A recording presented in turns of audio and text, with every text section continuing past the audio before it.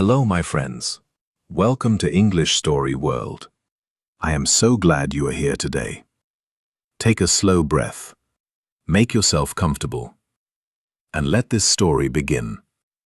Did you know that before today's story begins, if you went to a hospital in 1854, you had a better chance of dying there than surviving? Not from your injury, not from your illness, from the hospital itself. The floors were covered in blood. The air smelled of disease. Rats ran between the beds. Doctors wiped their hands on their coats and moved to the next patient. 8 out of every 10 soldiers who entered those hospitals never came out alive. One woman walked into those hospitals. She looked at what she saw, and she refused to accept it. Her name was Florence Nightingale. And this is her story. If you enjoy learning English through stories like this, please subscribe to English Story World. Your support helps us bring you more stories every week. Now, let us begin. Now, imagine for a moment.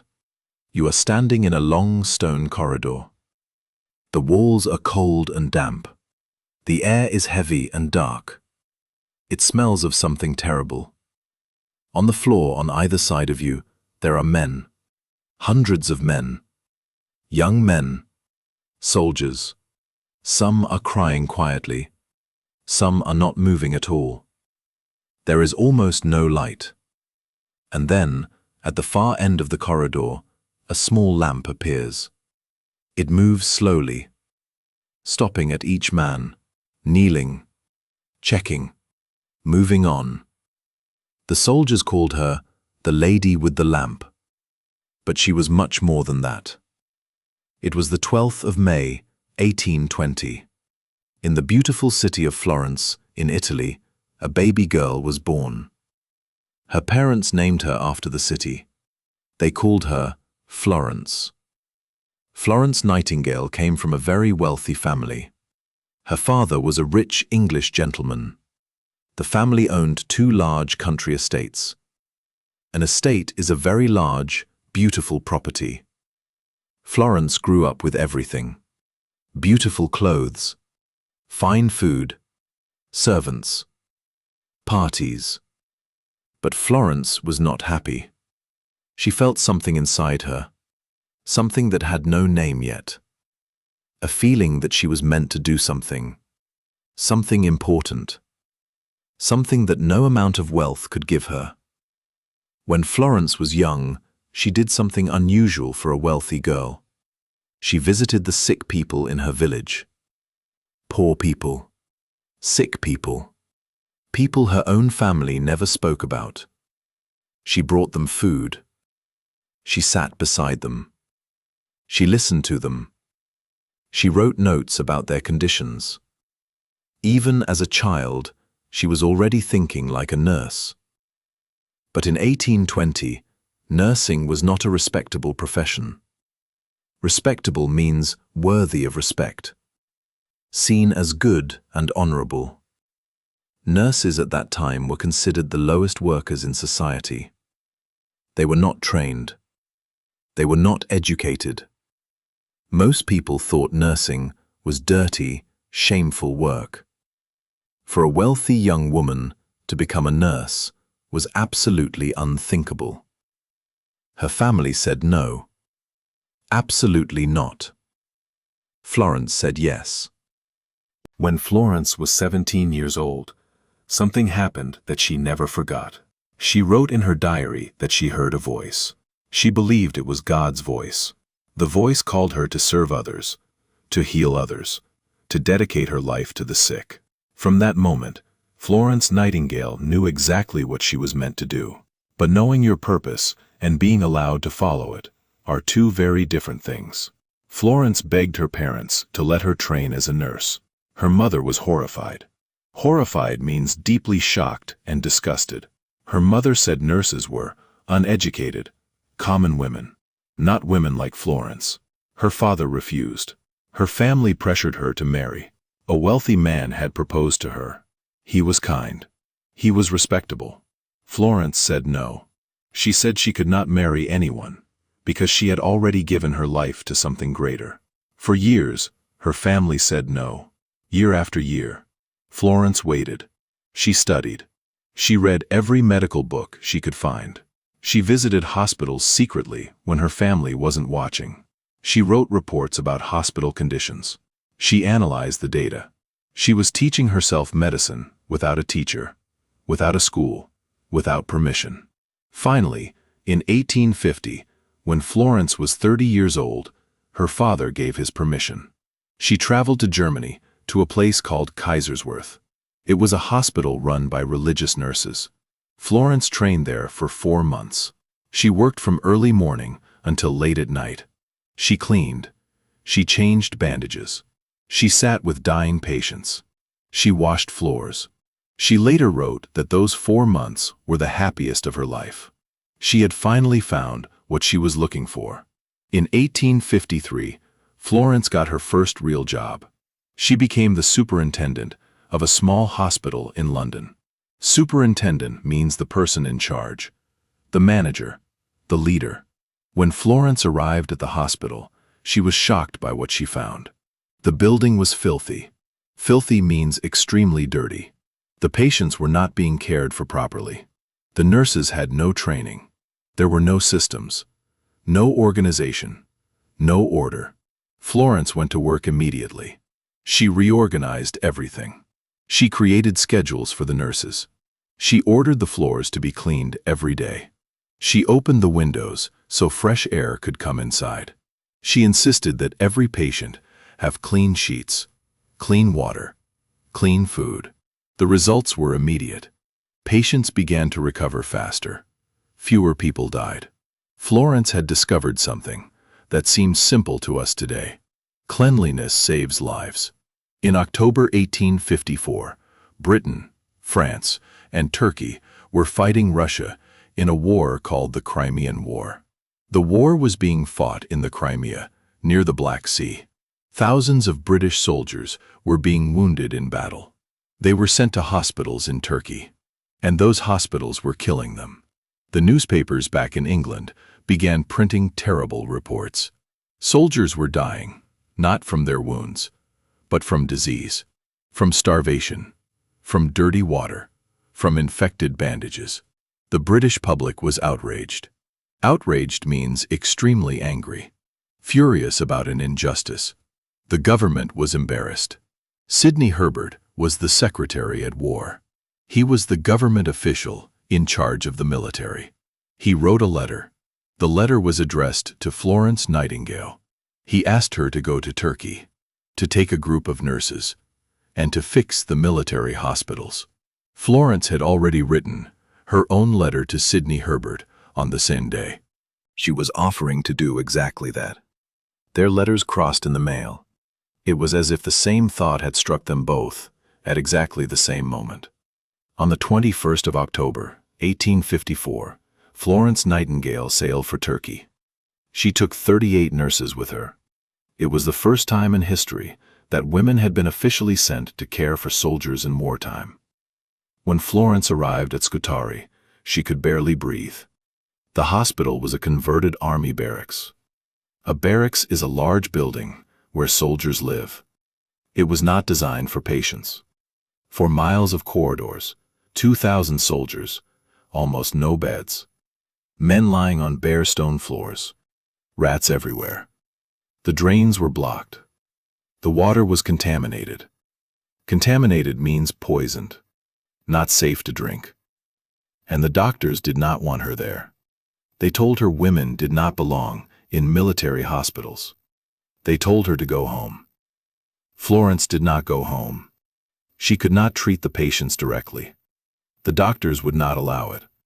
So she did everything else. She organized the kitchens. She made sure patients received hot food every day. She set up a laundry. Clean sheets. Clean bandages. Clean clothes. She wrote letters home for the soldiers. Many of them could not write. She sat beside dying men. She held their hands. She stayed with them so they would not die alone. Every single night, after all the nurses had gone to sleep, Florence walked through the corridors, alone, with her lamp, for miles of corridors, checking every patient, making sure no one was suffering alone. In the dark, the soldiers began to say that when they saw her lamp coming, they felt less afraid. Some men kissed her shadow on the wall as she passed. They called her the lady with the lamp. But Florence was not only caring for patients. She was also watching, recording, counting. She collected data on everything. How many soldiers arrived? How many died? What did they die from? And the data showed something shocking.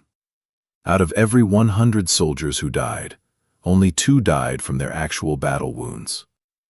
2. The other 98 died from preventable diseases. Preventable means could have been stopped, could have been avoided. Cholera, typhoid, dysentery, all caused by dirty water, dirty air, dirty conditions. The hospital was not saving soldiers. The hospital was killing them. Florence turned this data into a diagram, a beautiful circular chart, colored red, blue, and black. It showed visually what words alone could not. She sent the diagram to the government, to members of Parliament. Parliament is the place in England where laws are made. She sent it to newspapers. She sent it to the Queen herself. Florence Nightingale was the first person in history to use visual data to change public policy. She did not only nurse. She used facts as weapons. And it worked. The British government sent engineers to fix the drains at Scutari. Clean water began to flow. The air improved. The floors were cleaned. And the death rate fell dramatically. When Florence arrived, 80% of patients were dying. Within 6 months, that number fell to 2%. 80% to 2% in 6 months. With no new medicine, no new surgery, just cleanliness, just order, just care. Florence returned to England in 1856. She was famous, more famous than any woman in Britain. Her face was on plates, on cups, on posters, on the front page of every newspaper. People lined the streets to see her. But Florence did not want attention. She traveled in secret, using a false name, because she had work to do. But something else had come back with her. During the war, Florence had become very ill. She had caught a disease called Crimean fever. She nearly died in Turkey. When she returned to England, she was not the strong woman who had left 2 years before. She was 36 years old, and she would spend much of the rest of her life in bed. Can you imagine that? The woman who had walked 4 miles of corridors every single night, now too ill to leave her room. But she did not stop working. From her bedroom, Florence Nightingale changed the world. She wrote a book. It was called Notes on Nursing. It was published in 1860. It was the first book ever written about the principles of nursing. Principles means the most important rules, the foundations. The book was clear. It was practical. It was revolutionary. It told nurses how to care for patients properly. It explained why cleanliness saves lives, why fresh air matters, why nutrition is medicine, why kindness is part of healing. The book was translated into many languages. Nurses across the world read it. It is still used in nursing education today. Also in 1860, Florence founded the Nightingale Training School at St. Thomas's Hospital in London. This was the first professional nursing school in the world. For the first time in history, nursing was a real profession, with real training, real standards, real respect. Florence had not just saved soldiers in Turkey. She had changed what it meant to be a nurse. Forever. She also kept writing. She wrote over 13,000 letters during her lifetime. 13,000. To politicians, to doctors, to nurses, to governments around the world. She helped improve hospital conditions in India, in Canada, in Australia, across the entire British Empire. All from her bed, in one quiet room in London. Florence Nightingale lived a long life. A very long life. In 1907, she became the first woman in history to receive the Order of Merit. The Order of Merit is one of the highest honors in Britain, given by the King himself. On the 13th of August, 1910, Florence Nightingale died quietly in her sleep. She was 90 years old. She had asked for a simple funeral. No grand ceremony. No monument in Westminster Abbey. She had always refused honors for herself. She said the work was the honor. Today, Florence Nightingale's legacy is everywhere. Every nurse who washes their hands before treating a patient.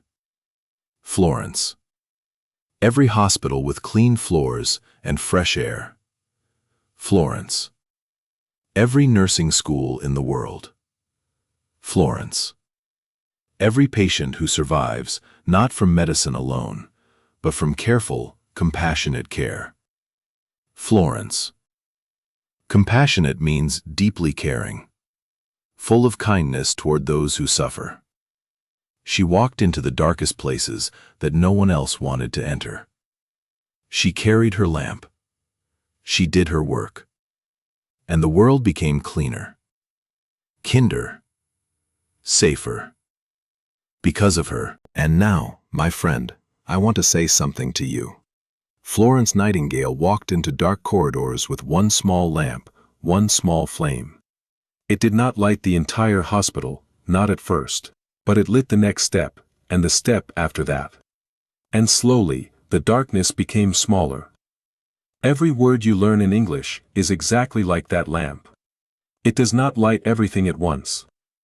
Maybe today you understood 80%.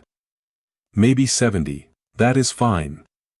Florence did not heal every soldier on her first night. She came back. Night after night, with her lamp, and you come back, story after story, word after word. Maybe English still feels like a long, dark corridor. Long. And you cannot see the end. But you are here. You are holding your lamp, and every step forward makes the darkness a little smaller. Keep listening. Keep learning. Keep carrying your lamp.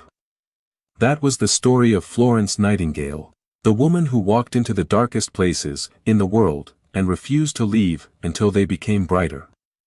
Tell me in the comments, what surprised you most about Florence's story? Was it the fact that 80% of soldiers were dying from dirty water, not battle wounds? Was it that she did all of this from a sick bed, or was it the simple lamp that soldiers kissed the shadow of on the wall? I would love to hear from you. If this story helped your English today, please subscribe to English Story World. There are many more journeys waiting right here. Until next time, my friends, take care of yourselves. And never stop learning.